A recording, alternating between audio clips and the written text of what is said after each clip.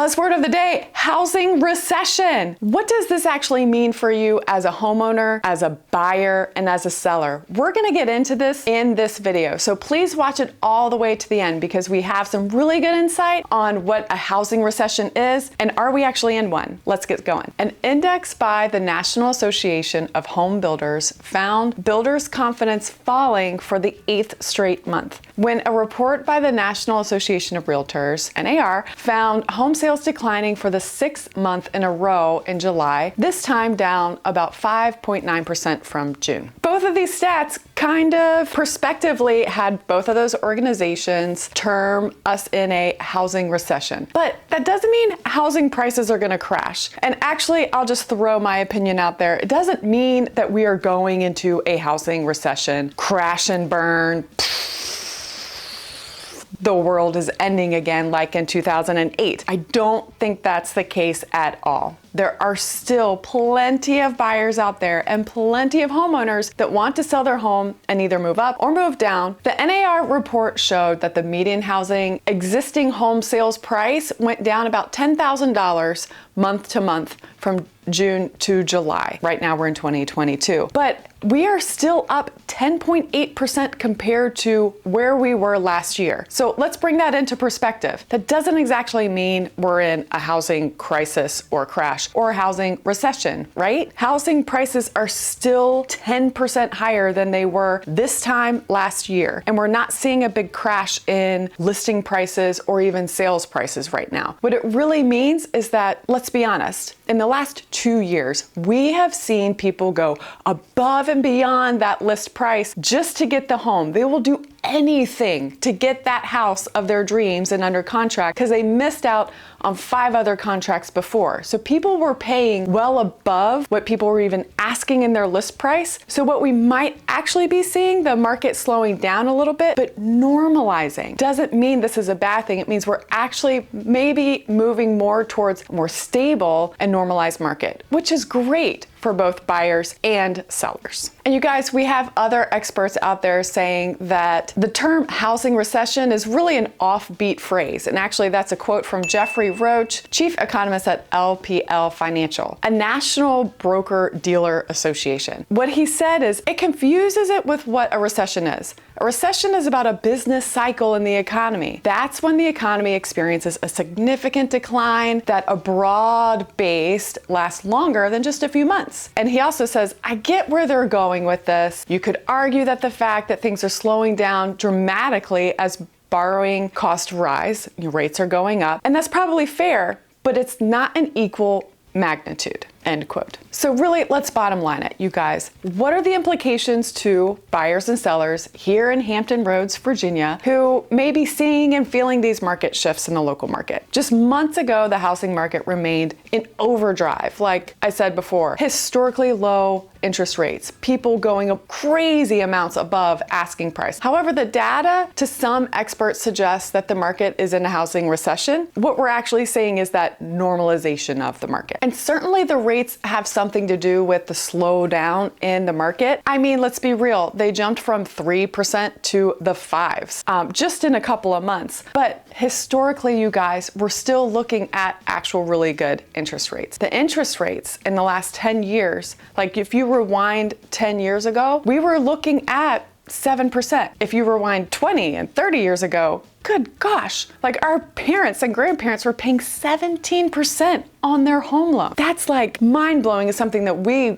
don't even comprehend. So we're living in a different age. The rates have gone up a little bit, and it was purposeful to just slow down that market a little bit. But what it means for you as a buyer and seller is that let's breathe a little bit. You can breathe a little bit. You don't, as a buyer, you don't have to go crazy above and beyond the asking prices and even be worried about the appraisal not coming in. You have to bring extra cash to the table. I'm not saying that might not happen, but it's not going to happen as much as it was in the last 2 years when the market was absolutely a seller's crazy market. And what does this mean for you as sellers? So as sellers, it's going to take just a small shift in your mentality and know that, hey, you might not get 10 offers on the first weekend that your house is for sale. You might have to wait more a reasonable amount for 10 to 2 weeks is what we're seeing more average for you getting that like perfect offer that you want to move forward with. The reality is still right now, even as we're seeing the market like kind of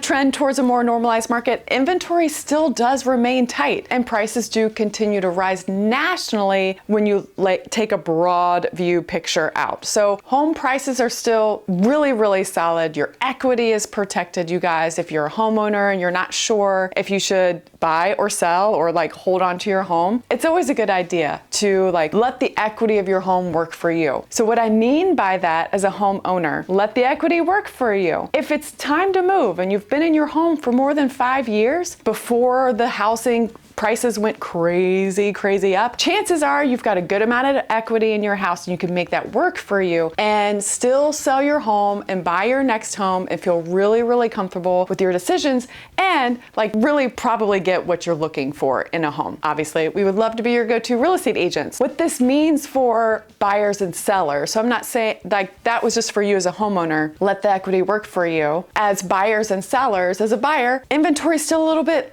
low right now. We don't have like an enormous amount of listings on the MLS. Actually, our listings have actually decreased. We're not seeing an increase in listings. What we're seeing is a decrease in buyers because the interest rates are going up and their ability to buy or how people can stretch their dollars or stretch their budget is starting to see a little bit of a decrease there with the interest rates going up. So we still have low inventory and there's still a good amount of buyers out there looking. So in no way am I saying we're in like a buyer's market or a normal market. We still actually have a housing crisis. There are not enough listings on the local MLS here in Hampton Roads to serve all of the buyers that are out there looking. So what that means is if you do find the house that you really like and you want to put an offer on, you really should make that move quickly so that you don't have to go into a multiple offer situation, which actually we're still seeing this a little bit. I had a listing that listed 2 weeks ago, you guys. It was a triplex and no offers in the first 2 weeks, but all of a sudden I got 3 offers in one day, 14 days later.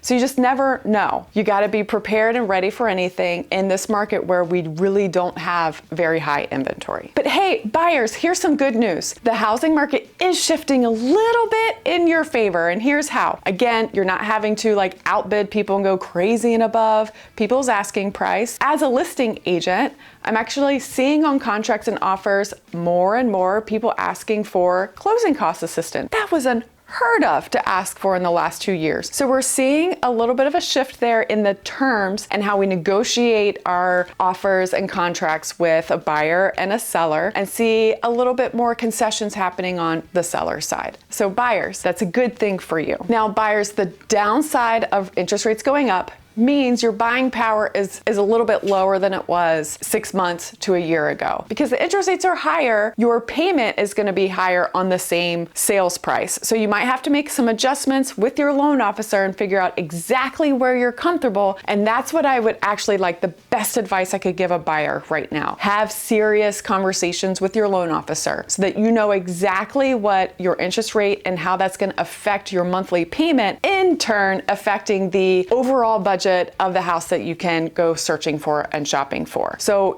what you may have been able to look for in like a $600,000 home, you might have to decrease that to $550 or $525 to feel a little bit more comfortable with that same monthly payment. So let's bottom line it here. Are we in a housing recession? I would say that's a little bit dramatized and a little bit overemphasized here, you guys. Maybe trying to get people to like watch the news. I don't know. I'm glad you're watching this video, but I'm here to tell you the truth. I don't think we're headed towards a housing recession. I think what we're seeing is a more normalized market where buyers can actually ask for something in the contract. They can ask for home inspection repairs. They can ask for closing cost assistance, maybe even throw in a home warranty.